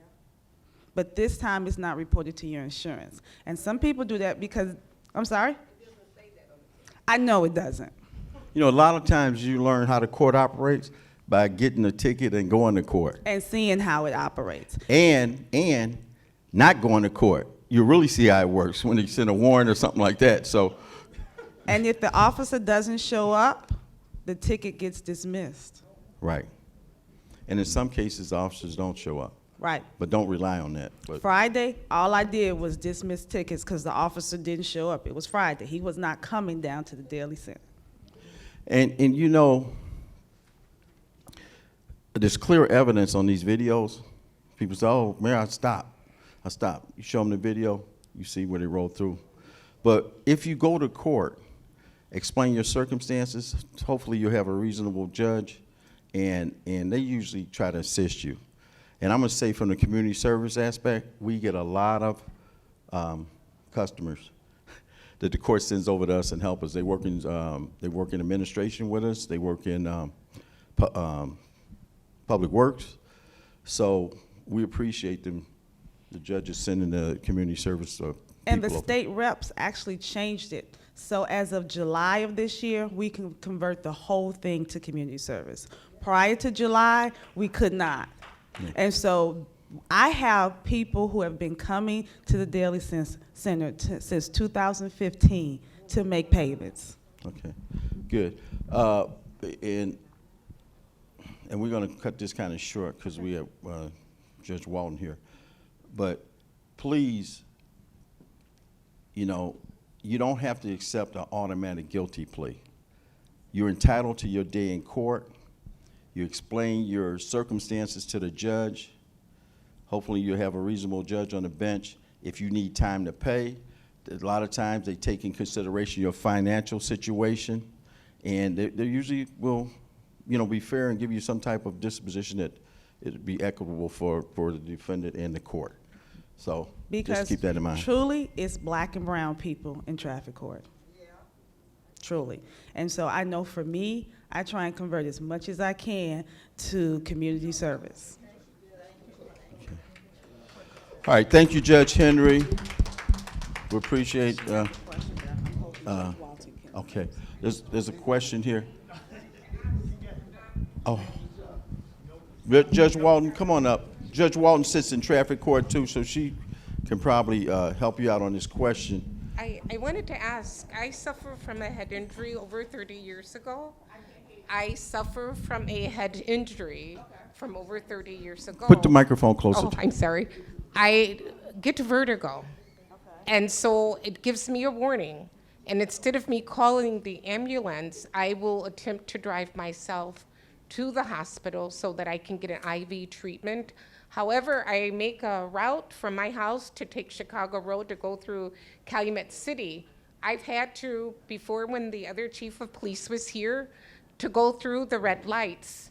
And so my question to you would be, because we have different chief now, if I must do that to get myself to the hospital to get IV treatment, then do I bring my hospital thing to Dolton Police or to the mayor so that they can be aware that's why I had to go through red lights? No, don't bring me, don't. No, don't. I'm trying to stay out as much stuff as I can. Don't bring me anything in regards to. Now, I'm gonna say this, answer this as a former policeman. Your medical condition does not allow you to break the law. Okay? And in fact, if you're aware of your medical condition and it may subject somebody else to an injury, whether accident and stuff like that, you shouldn't be driving. You should, right. Yeah. At that point, if it affects you like that and you get that warning sign, pull over to a safe spot. You know, get off the main thoroughfare where you got to pull down a block and pull over to a safe spot until you can try to regain your healthy status. And at that point, you think it's getting into a situation where you can't come back, call 911. Have the fire department come out, the ambulance come out, and do what they need to do. But I don't think any reasonable court would approve of you driving in a condition, especially when you're aware of, and judges have different interpretations, that you're aware of that condition, and you, at that point, you put somebody else's life and situation in jeopardy. So you just got to be aware of that. But your medical condition does not exempt you from following the law. That's correct. Good morning, everyone. I'm also apologizing for the way that I am dressed, but I was doing the breast cancer march as well in South Highland with my colleague Cherie. She's a survivor, and where she marches, I march too. So. Yeah. Well, we come comfortable with Coffee with the Mayor. There's no attire. Okay. So why don't you let our residents know who I am, who you are, where you sit, where you come from, because you got appointed too. And give them a little history about your background. All right, so I am Judge Tira B. Walton, W-A-L-T-O-N. I'm a newly appointed judge. I was appointed to the bench June 25th on the unanimous vote of all the Supreme Court justices. I was chosen by Chief Justice Ann Burke. I know, I'm sorry. Chief Justice Ann Burke, and I too sit at the traffic division with Judge Henry. And I was so grateful to see her come because there was only one little brown face until she came over. So I'm happy that she's there with me. I am the other judge in the First Sub-Circuit. So there are two of us. There's Judge Fred Bates, who's sitting in the Brooks vacancy, and I, Judge Walton, am sitting in the Crawford vacancy. So we're both running, and we're both seeking your support. As a new judge, before that, I was a practicing attorney for about 22 and a half years. I did 20 years with the Public Defender's Office, starting with the Child Protection Division, where I assisted parents getting their children returned home to them. They were taken away by DCFS for one reason or another. Excessive corporal punishment was like the #1 reason, which is a whooping at home that went a little bit further, left marks on the child. So we worked with those families to either get their children returned, and then as an attorney, I still had to acknowledge that the best interest of the child was not always going home to the parent. So when I could not get the child back to a client who was a parent, I would try to make sure that that child would go to relative placement. So an aunt, an uncle, a grandparent, so that the child is not in traditional placement. So after leaving abuse and neglect, I went to the criminal division, served there for 18 years. I was in Markham for 16 of those in the felony division, and the last 8 years I was in the unit called Murder Task, where I represented only people charged with first-degree murder and other death-related offenses. So that's what I did my last 8 years, women, children, and youth. Then I was appointed to the bench. So I am a lifelong resident here, and I live in the Inglewood area, and you know that's one of the, if not the most rough neighborhood in our Cook County. I've been there for about 18 years. I grew up on 35th and Prairie when there was a Stateway Gardens in Attaby Wells. And I've served the south side of Chicago and the south suburbs all of my legal career. To piggyback on the last question that was asked about the health condition and running through the lights, it would be, as, for instance, if you were on medication and you were driving and you had an accident and it was deemed a DUI under the influence of a substance. If you know that that substance is going to impair you, there's no excuse for it, and you get the same consequences as anybody who is under the influence of, say, a narcotic, illegal narcotic substance. Now, Judge, you know, we talk about DUIs, Yes, sir. and some people think that when they're driving, it's okay. I'm not drinking and driving, but I'm taking my pills, which in some cases impairs your judgment. Exactly. They can actually be arrested for being under the influence of the controlled substance, correct? That's correct, and it's the same consequences. Okay. Some people get arrested, they're aware of the public defender's office, but they say, even though I can't afford to pay for an attorney, I'm not calling the public defender's office because, you know, I'm not sure if that's going to be good representation or not. Big mistake. Now, in actuality, does the public defender's office really win any cases? Yes, we do. So as my record was about 87%. So during my years as a murder task attorney, I definitely won about 87% of those. We are the best attorney money can't buy, okay? So we are experienced. We're in the courtrooms every day. We know every judge. We know every state's attorney. We know the whole system. So when you come to us, we have the knowledge and the background that we bring to that particular, when I was in the office, the public defenders brought a large asset to the legal field. So we not only know what they're doing, but they also know every party in the case. So we have a lot of influence. We had a lot of influence with respect to talking with the state's attorney and being before judges who knew the practice of that particular assistant public defender. Okay, I get locked up for murder. Don't do it. I'm not an attorney anymore. I got a bachelor's degree, and I went to 1 year law school, and I'm ready to defend myself. Don't do it. Why? Don't do it. You need a knowledgeable practicing attorney who knows the rules of evidence. The biggest way to find yourself in jail under a sentence is to try to do it yourself.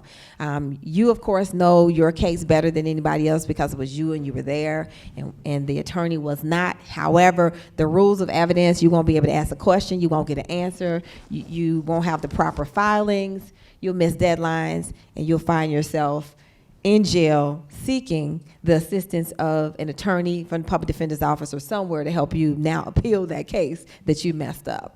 Okay, I got a job. I make $150,000 a year. You're doing good. And I call the public defender's office. Will you defend me? No, there are financial guidelines to be represented by the Cook County Public Defender's Office. It is right at the poverty. I'm not really sure what they're calculating it at now. Is it 20, 24? Okay, so 21. So if you're in how many people are in your household and if they work. So there is a cutoff. When each litigant comes into court and they need an assistant public defender, they will fill out a form called an affidavit of assets and liabilities, and the court will look at how much money you have, how much property you have, how many debts you have, and then there's a balance, and then there's an equation at the bottom. And if you qualify for the assistance of the Cook County Public Defender's Office, you will be given a lawyer from them. Okay. I'm in the jail. I'm in the interview room. I see the sign say I'm allowed a public defender. Yes, They're charging me with murder. yes.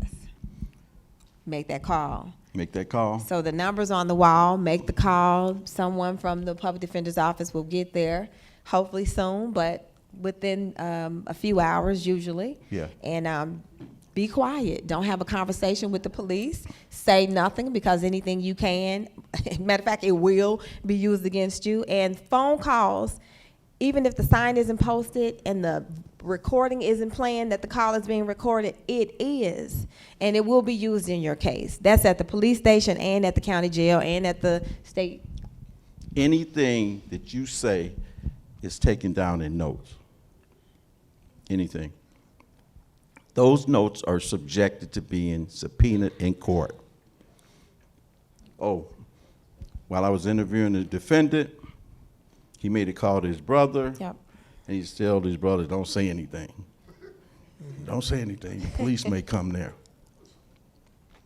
It's subjected to be entered in evidence against you in court. Mm-hmm.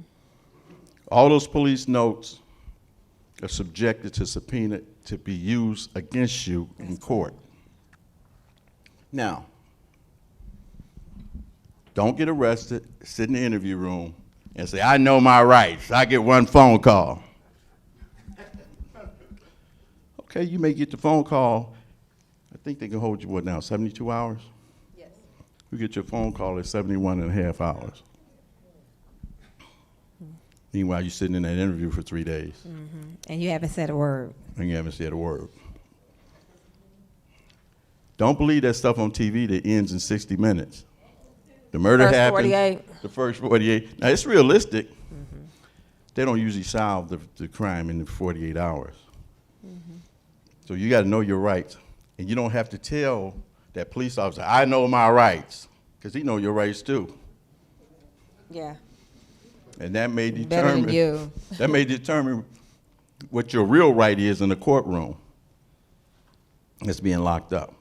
Now, I'm going to ask you this question because you worked on both sides of the bench.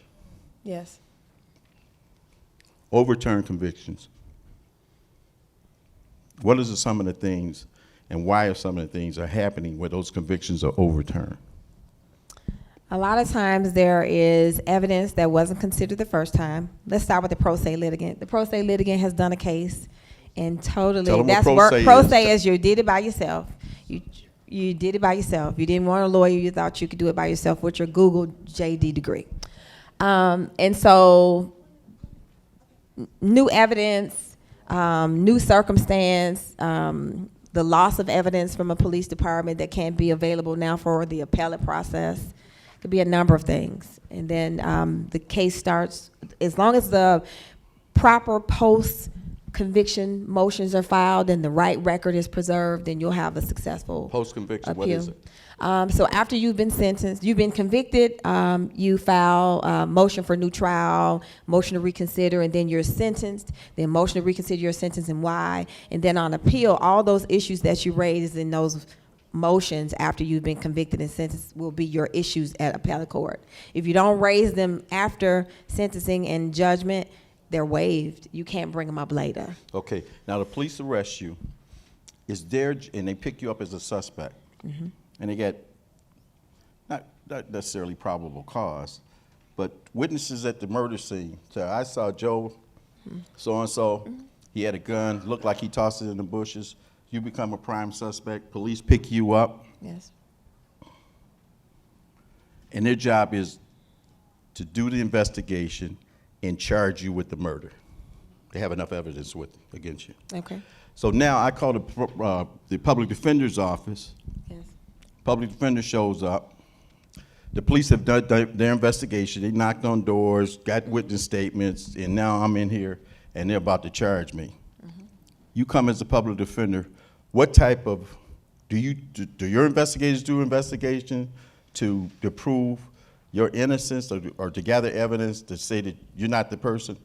Does the public defender's office have investigators to help you put your case together? The public defender's office does have investigators that work with the attorneys. So after you've been charged with the offense and the public defender has been appointed, then the investors work side by side with the attorneys. They go to the crime scene, they canvass, they talk to people door to door, the named witnesses that are in the police report. They interview and they set up a strong defense, or at least as strong a defense as possible for the client. Hopefully the client has not given a whole bunch of stuff at the police station, a bunch of gestures and statements, and been on the phone that would defeat our purpose, but I was never intimidated by a statement. Right. So even you could say you did it, and 10 other people could say you did it, and when I was an attorney, I'm like, that's fine. And some of the Let's do it. people, and I would still win those cases. some of the potential or defendants or suspects in cases Yes, sir. are actually, I won't say are actually, but they may feel intimidated by the police that are standing in front of them. There's 3 detectives in the interview room, and and they say things they shouldn't say. And what's your advice on that? The circumstances of the statement are always considered. So if a defendant or person accused can appropriately establish that they were under duress, then sometimes the statement can be tossed. You know, if they're threatened or, of course, hit in any way, or any of those other duress tactics. If the client can establish that it's duress, the statement was given involuntarily, the statement still may be challenged and ultimately suppressed. But I signed a confession. It's still the circumstances of that. So if you're in a room for a really long time, you haven't been given a bathroom break, you haven't been given water, you've been threatened verbally or hit in the face with a baton, whatever, even though you signed it, it can still be That doesn't happen, does it? It happens. Okay. I have the public defender. I've been assigned a public defender. You have the best attorney in the world, but go ahead. Okay. We come to court. First time up. The public defender's office asks for a continuance, asks for discovery, whatever. Yes. Now, second time up, they take me out of Cook County Jail, bring me to court. My public defenders and then I say, Judge, I want another attorney. She don't know what she's doing. She's public defender's office. I want another one. Is that person entitled to a second public defender attorney, or is he stuck with you? Well, the judges, we do not have the power to assign the specific assistant public defender. So if you have been given an attorney from that office, the only thing that a litigant can do is try to speak with the supervisor to ask for a different attorney. But if that attorney is not doing anything wrong or not failing them in any way, probably not. They're probably going to have that same attorney unless there's a conflict or some other issue that warrants a change. Does a judge ever assign a public defender to a case if a defendant comes in without an attorney? Like a specific assistant? Yeah. No. Okay. All right, great. Any questions of Judge Walton? Yes, sir.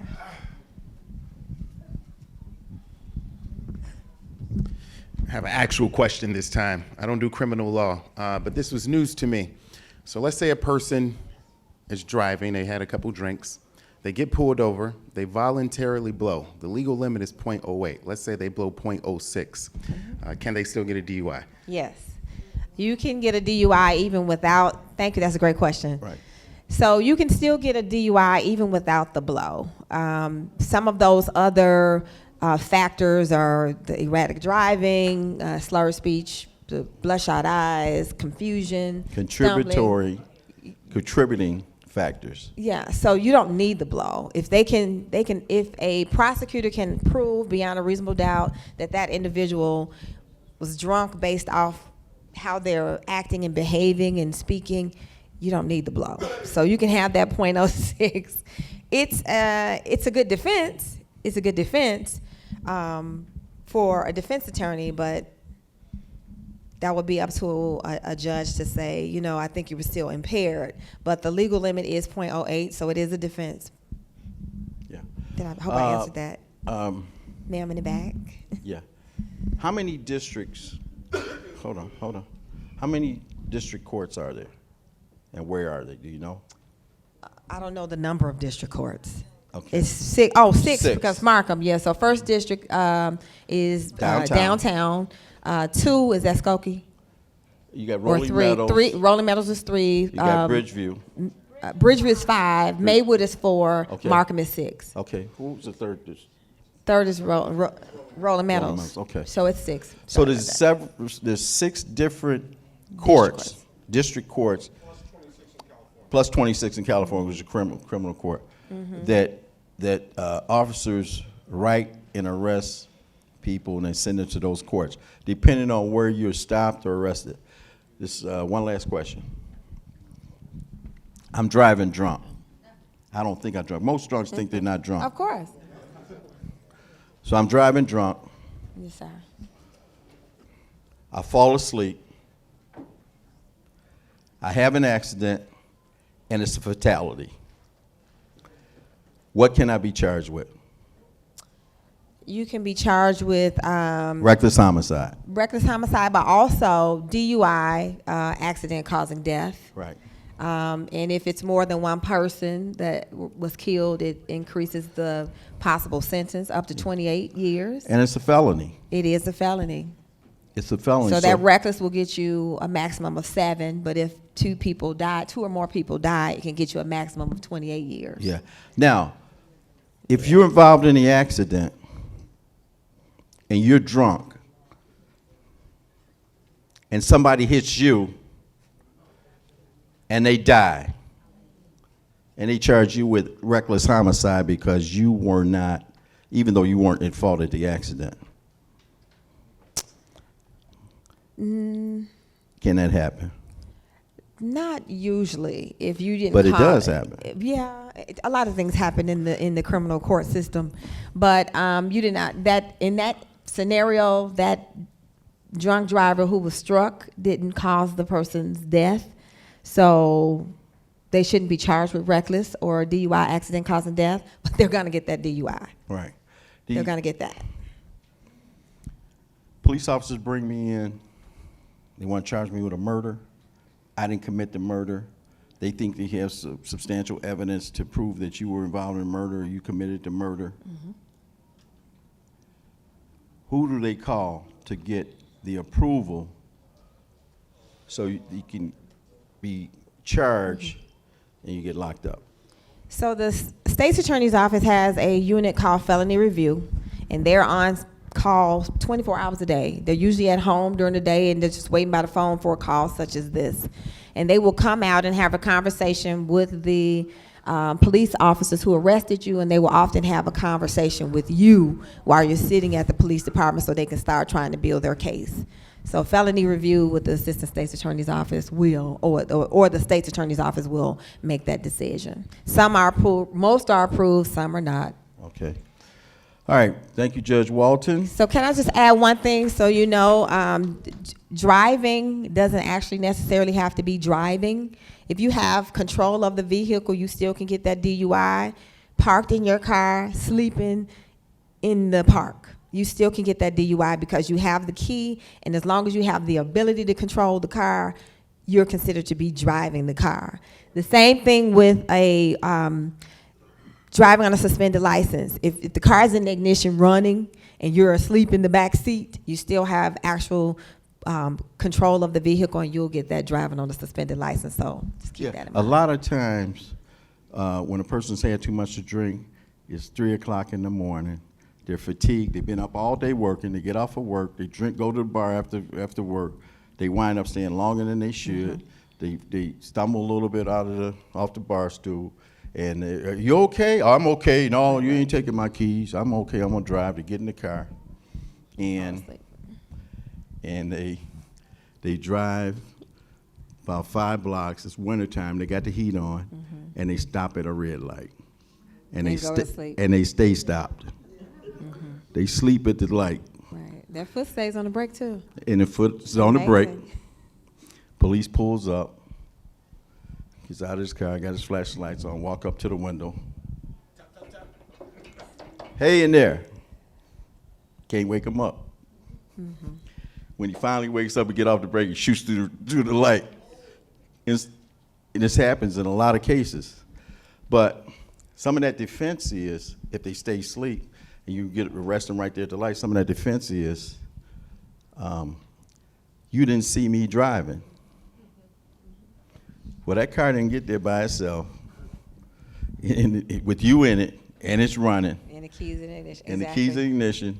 And especially in the wintertime, when they roll that window down, you smell all the liquor. You get charged with DUI and subjected to being convicted because you were in control of the vehicle. Right. So I thank you, Mayor, for having me. Again, my name is Tira Walton. I'm a sitting judge. sitting judge, First Sub-Circuit, also with Fred Bates, and we'd like your support. Thank you, Judge. Before you conclude,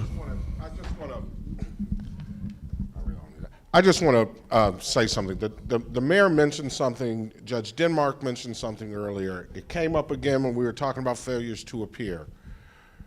Just like when you get that letter from the IRS, if you don't respond to it, you're going to lose your bank account. If you call them, they will work with you. When the sheriff serves you, go to court. I don't care how intimidating the process is. When you get that ticket, go to court. Failing to appear, the consequences are so much more harsh on you than if you just show up and try to work it out. That's just a little tip for you. Yeah, and I suggest that every time you get noticed, go to court, because at least you know what's happening. And usually the first time up, you can get a continuance, usually. Yeah. Whether it's to give you time to get an attorney or gather all your evidence to bring back to court. So you got to go to court. Now that second time in court, it may be a little bit different for you, but at least that first time in court, you know what they're going to do to you that second time when you're coming.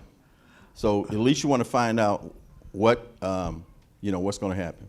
Okay, I know of an instance where a person was given a red light ticket in Dolton, but was living in Pennsylvania. And so the court date on the little slip was sent to Pennsylvania. In the meantime, the person was not there. She had moved to Illinois. And so she was not able to go to court. You see what I'm saying?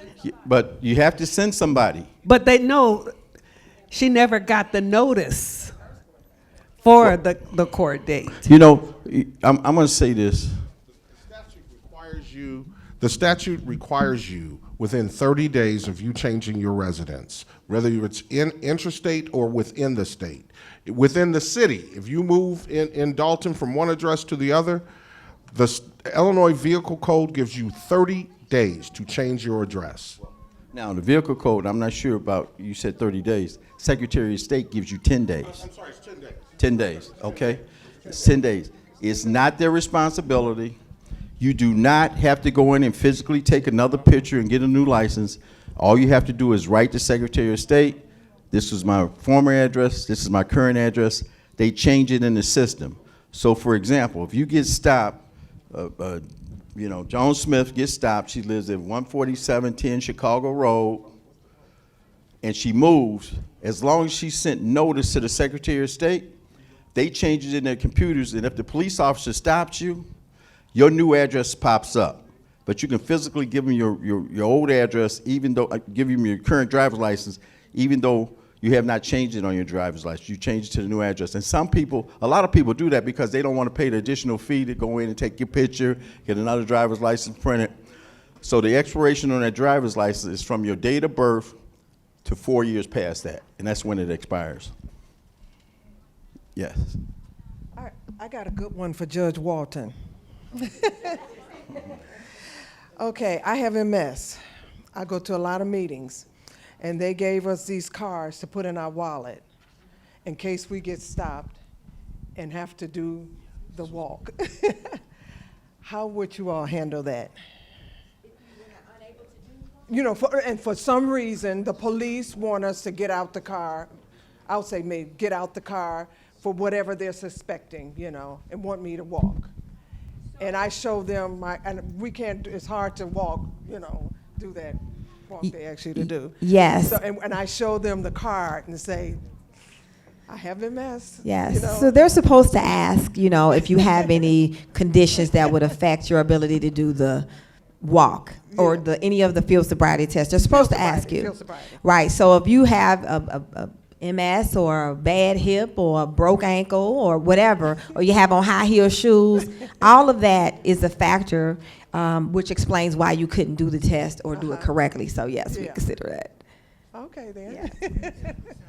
And it would be good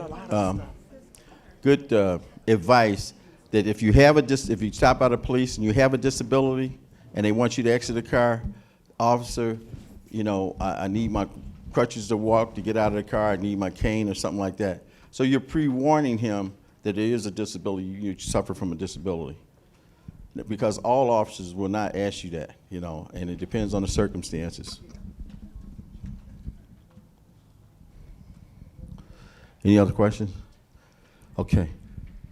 All right, we're going to wrap this up kind of shortly, but I brought in another one of our friends, Rod Cheney. Rod has been offering free scholarships to students and those adults that have not completed their higher education. You don't have to be 18, you could be 80 if you want to do it, but he's here and he assists the youth and he assists anybody that wants to continue their education. Rod Cheney. Appreciate you, Mayor. How's everybody doing? Everybody was still woke? Everybody was still woke? Everybody calls me Coach Cheney. And also, Rod is a longtime resident, or was a longtime resident of Dolton, went to Thornridge High School, football player, so he's coming back to help the community. Absolutely, absolutely. I played at Thornridge, was an all-state running back and linebacker. Went to Indiana State, went on and got a couple master's degrees. I'm glad, Judge, you're here. I work with right now probably approximately about 270, 280 young people, young adults from the ages of 18 to 60. They still young adults, right? Okay. I just had a hiring fair on Thursday. 100 people showed up. I had 250 jobs. 76 got hired that day. 76 got hired. Okay, I got a little bit better one for you. The week before at a hiring fair, 60 people showed up and all 60 got hired. So why am I saying this? I'm saying this to you because I'm working really hard with the mayor to do a couple things. And I know you guys kind of tired, but I really kind of want you to pay attention to this because a lot of the things that's going on in Dolton, and not just in Dolton, around in the South Suburban period, a lot of the violence, we can replace this with jobs, real jobs. It's hard to tell a young person, hey, stop doing what you're doing. Then turn away and you don't have nothing for them. There's 3 things I can do. And I work with a lot of different agencies. The first thing I can do is do an intake with them right away, Judge. The second thing I can do is get them a job that week or the very next week. They could be working. It's a factory job making $13 an hour, but it's a job. Also, whether they have a background or not, everybody hear what I just said? Whether they have a background or not, they can get placed in that job. I worked very hard to negotiate agreements with the manufacturing companies, WeatherTech is one of them, okay, where they can get jobs. That's why I'm so glad you guys are here today. For everybody to hear this, I wish there's more young people here today. I really do, because they really need to hear this. But what I want to do is several things, and I've been working with the mayor on this. We've been working on this for about a year now. But now everything is starting to come together. First thing is, anybody that does not have a high school diploma, I can give them their high school diploma. You know what? Now tell them the difference. Tell them the difference. Is everybody woke? Did y'all hear what I just said? Yeah. You know what the dropout rate here is? Anybody know what the dropout rate is? Huh? You close. The dropout rate, not just in Dolton, in the South Suburban area, is right around 63%. 63%. Every 100 students, 63 of them drop out. By the senior year. So they come in freshman year, by the senior year, you know what I mean? That means you're talking about, out of 10 people, only 4, maybe 5 would graduate. Isn't that something? Now, don't let this run by you. He said a high school diploma, not a GED. Yes. A high school diploma within 9 to 12 months. Yep. Yes, sir. And going for a job with a high school diploma versus a GED may give you a little bit more advantage. Absolutely. So their program that they're working with is not a GED program, it's a high school diploma program. Thank you, man. That's absolutely right. Now you have a job. Now you're working towards your high school diploma. But guess what? You finish your high school diploma. You say, look, I really want to go ahead and go to college. I really do. I'm working hard. I worked out an agreement with East West University downtown. They will give you they will pay 70% of your tuition to go to school on scholarship. 70%. So they didn't ask you about your grades or nothing like that. If you graduated, they will put you in school on probation when you first go in. You pass out the first 2 quarters of probation. Now you continue to go and you get what they call merit scholarships. Okay, so you start out with your 60-70% scholarship, and then if you keep getting good grades, you get another merit, which it would total them $1,500 to $2,500. Then you get another merit.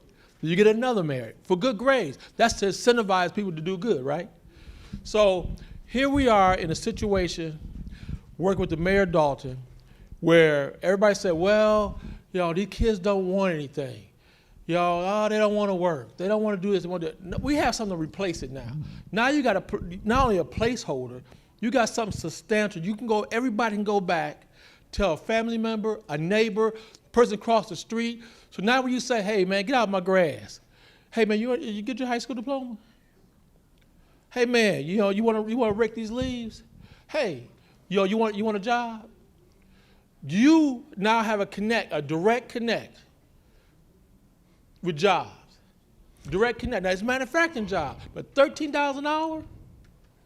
$13 an hour? That's good money. Whether you have a high school diploma or whatever, you know what I mean? It's still good money, right? And it's all about taking care of your family. So a lot of times, and I heard what the judge said, think about it.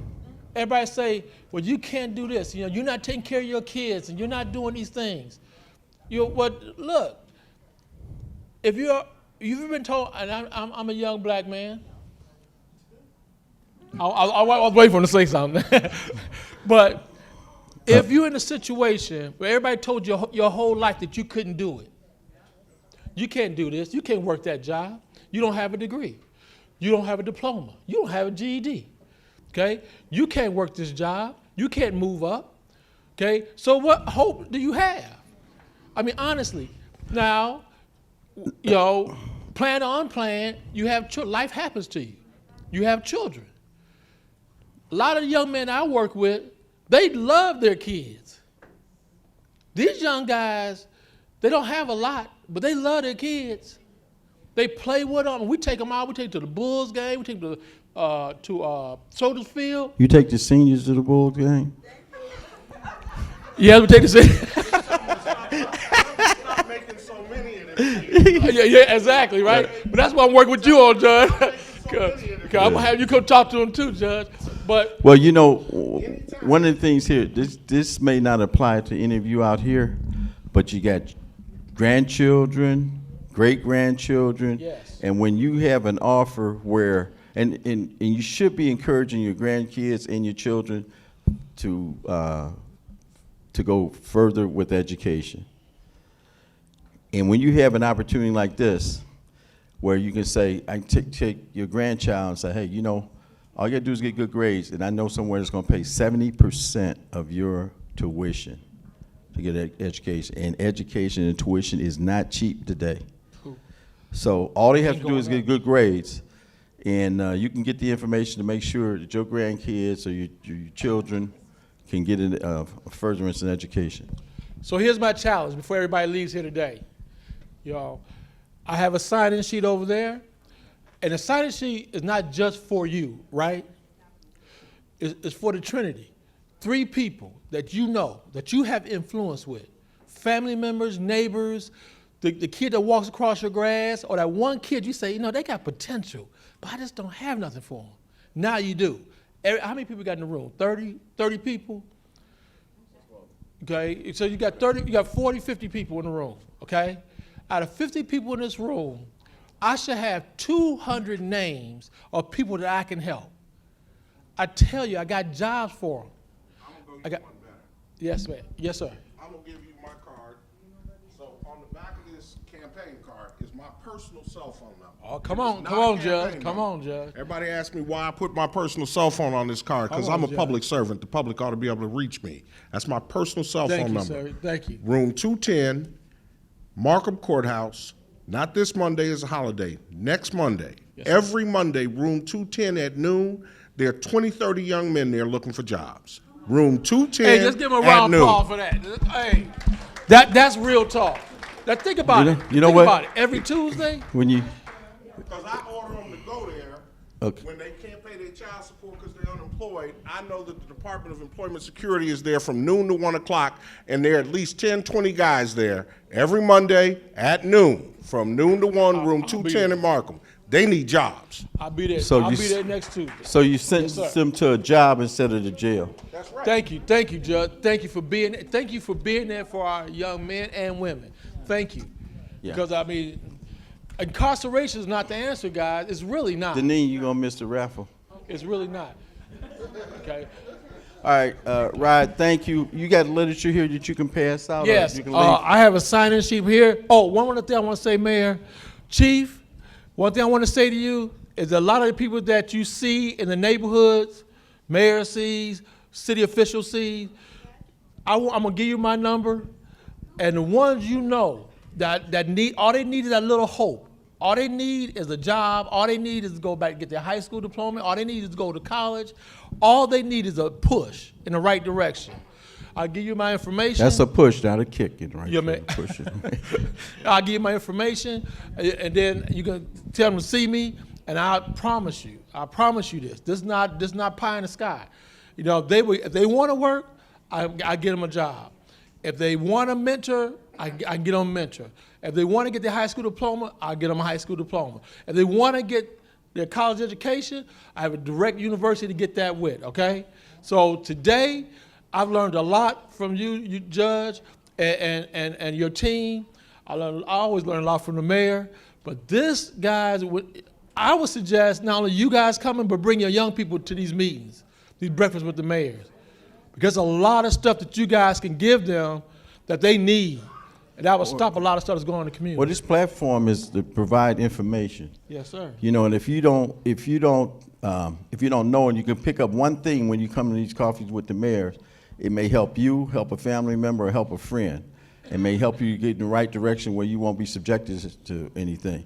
And but I want to thank you. I want to thank you, Rob, for coming out today. You've been here, another visitor. So please, if you got anybody that you know that may want to further their education, please sign the sheet. And I want to thank you very much. I want to thank Amos today for stepping in when Jerome wasn't here today. Jerome didn't resign.